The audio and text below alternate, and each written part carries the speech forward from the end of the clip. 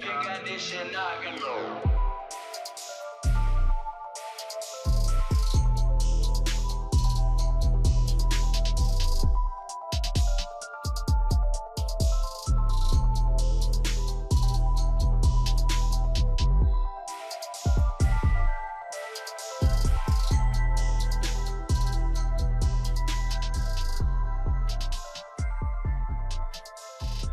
Viral on the internet. Boo the dog, dancing pandas. How does a tough-talking small-town judge make the cut?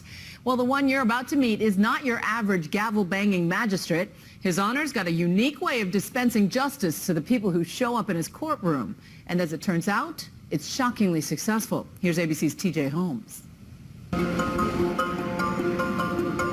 He's the kind of judge no one can forget. All right, please. On August 6th, on a probation violation, he entered a plea of not guilty. Now I got a question for you. Does that mean I still can't drink on probation? Just stop. Really? You really asked that question when I just said I don't think he has an alcohol problem? Did you take your dumb pills today?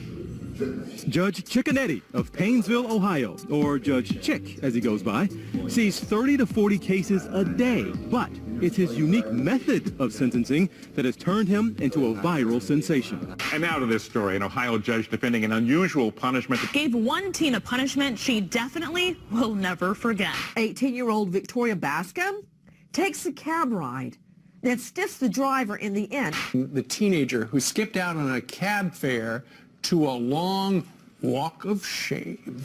Just a few months ago, one of the judge's latest sentences got international media attention when 18-year-old Victoria Bascom was given a choice: spend 30 days in jail or walk 30 miles. I've never been to jail, and I don't want to go to jail. I'm kind of upset about this sentence, you know, because I'm thinking I was going to go on and have to just pay a fine. Like, it's only $100. When did that idea pop into your head to, you know what I'm going to do with this girl? I'm going to make her walk? It just came to me. And I even asked her, I think this is where it came in, when I said, if you didn't have a cab, what would you do? She'd go, walk. Then I said, let's make her walk 30 miles. So I gave her the choice of 30 days of jail or 30 miles. I end up almost getting jail time, so I guess I'm kind of lucky he gave me this option. But this kind of creative sentencing is not new to the judge. He's been doing it for years. Very humiliating, very embarrassing. After being arrested for soliciting a prostitute, this man chose public humiliation over jail time. Is this tough enough punishment that you're never, ever going to be doing something like this again? Yes, absolutely.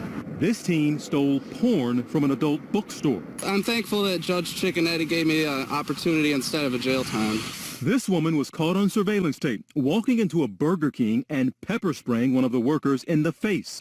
Her sentence? The judge gave the defendant a choice: either serve time or get sprayed herself with what she thought was pepper spray. And you couldn't use the real pepper spray because you can't injure somebody. Now I am bucking heads with those law professors when I use real pepper spray. Now we're getting into the cruel and unusual. Did the victim get the vengeance in that case, given that it wasn't real pepper spray? Yeah, may not be what you wanted, but it's all that I could do as the law permits. But it scared the hell out of the defendant. Yeah, but it scared the hell out of the defendant. So it served its purpose. This is your one chance. It better be good. Judge Chick may be on to something. A judge can simply follow the law, and if somebody committed a crime, here are the possible penalties. How much of that do I impose? Sure, you can do that, and you go home and you can rest easy.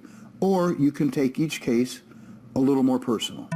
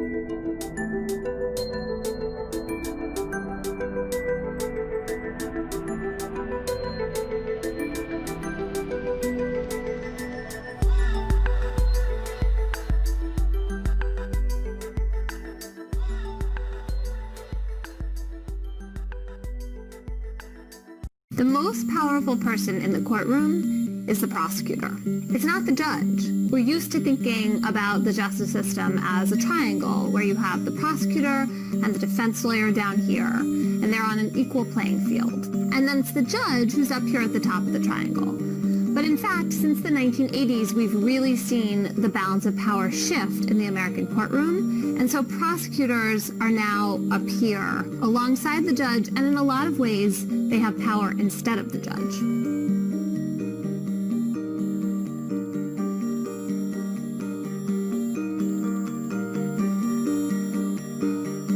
So one day I was in this specialized gun court in Brooklyn, and the guy who was facing charges was this 19-year-old. Since he'd been charged with this weapon, he'd gone to a special program, he was getting his GED, and the judge wanted to let him off the hook. So she said to the prosecutor, can you lower these charges from a felony to a misdemeanor? Because I really don't want to send this guy to prison. And the prosecutor said, sorry, no. And so the judge didn't have any choice. He ended up going to jail. And that, I think, really demonstrates how it's prosecutors, not judges, who are making these key decisions in the courtroom. So in the 1980s in the United States, there was a crime wave. This nation has been plagued by an outbreak of crime unparalleled. The rising tide of crime in our town. It has done such damage to Americans' traditional sense of personal security. People were worried about crime, and they wanted to increase punishments. One of the main tools that state legislatures used to do that were mandatory minimum sentences.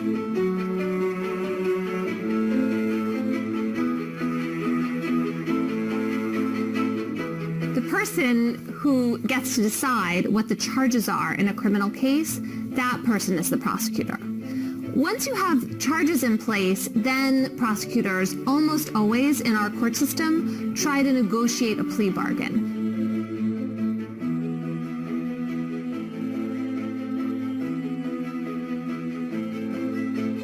They're doing that to avoid a trial. Trials are really time-consuming, they're labor-intensive, and so at this point in our system, more than 95% of convictions are obtained through plea bargains. And again, the person who has the most say and power over a plea bargain, that person is the prosecutor. The judge has to basically rubber stamp the deal at the end. But the person who decides what charges to bring and then decides what deal to offer based on those charges, every time it's the prosecutor.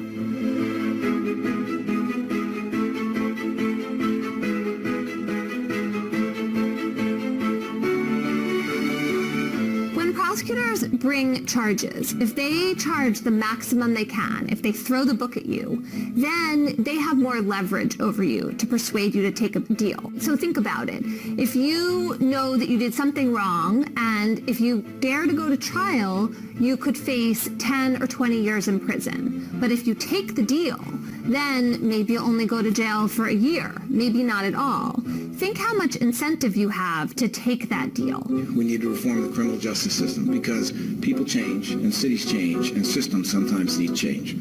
Because prosecutors have so much power, there has been a social movement that's really arisen around the country to elect a new kind of district attorney. The idea here is to harness all of that power to try to reduce mass incarceration instead of constantly ratcheting up punishment. We've seen people like that elected as DA in cities like Philadelphia and Chicago, in Orlando, Florida, in Boston. And if you care about criminal justice reform right now, it's really important to remember that you, the voter, have the power to elect your local DA. And so you should think about whether your district attorney reflects the values you want for your community.